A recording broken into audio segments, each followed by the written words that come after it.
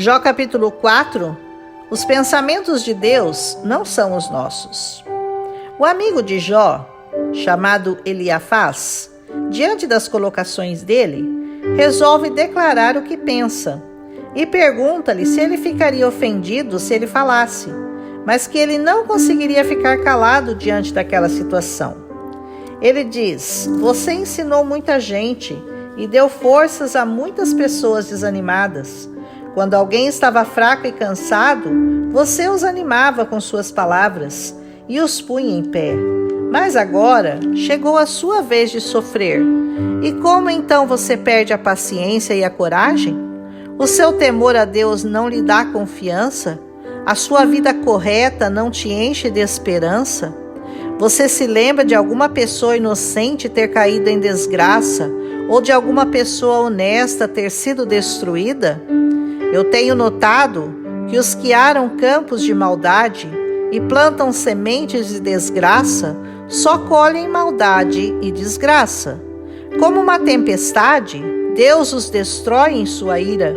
Eles rugem como leões ferozes, mas Deus os faz calar e lhes quebra os dentes. Assim como leões que não podem caçar, eles morrem de fome e os seus filhos se espalham. Veio a mim de mansinho uma mensagem em voz tão baixa que mal pude ouvir à noite, quando todos dormiam. Eu tive um pesadelo que me deixou agitado, e o terror tomou conta de mim, e eu comecei a tremer. Alguém estava ali, mas eu não pude ver sua forma. Houve silêncio, e depois eu ouvi uma voz que disse: "Será que alguém consegue ser correto diante de Deus? Será que alguém pode ser puro aos olhos do seu Criador? Deus não confia nem nos seus servidores celestiais, e até nos anjos ele encontra defeitos. Então você pensa que ele vai confiar nos seres humanos, que são feitos de barro, que foram criados do pó e que podem ser esmagados como uma traça? Podemos estar vivos de manhã, mas de tarde morremos para sempre e ninguém se importa. Nossa vida se acaba como cai uma barraca e morremos sem termos alcançado a sabedoria." Ele faz, neste capítulo, um elogio a Jó, lembrando de que ele mesmo já consolara muitos sofredores.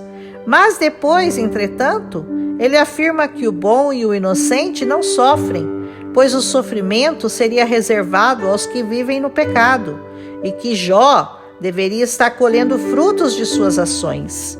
E Eliafaz acredita que as suas palavras estão sendo inspiradas por Deus, e ele não está totalmente errado em dizer ou acreditar que o sofrimento que aflige os seres humanos é realmente causado por seus próprios pecados.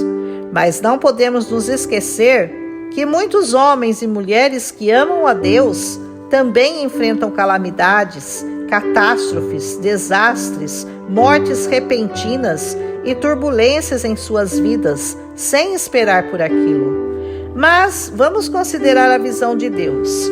Enquanto os seres humanos discutiam as possíveis causas do sofrimento de Jó, o Senhor a conhecia profundamente.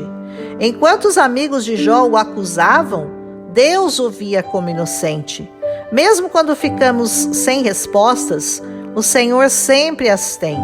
E uma hora ou outra, Ele falará conosco e nos mostrará suas verdadeiras intenções, como veremos acontecer no final dos sofrimentos de Jó.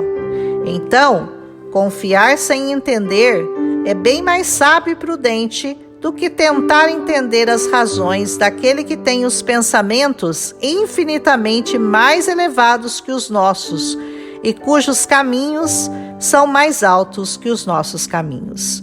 Isaías 55, 8 e 9. Anime-se então a aprender muito com a vida de Jó. Amém? Um abraço e até amanhã.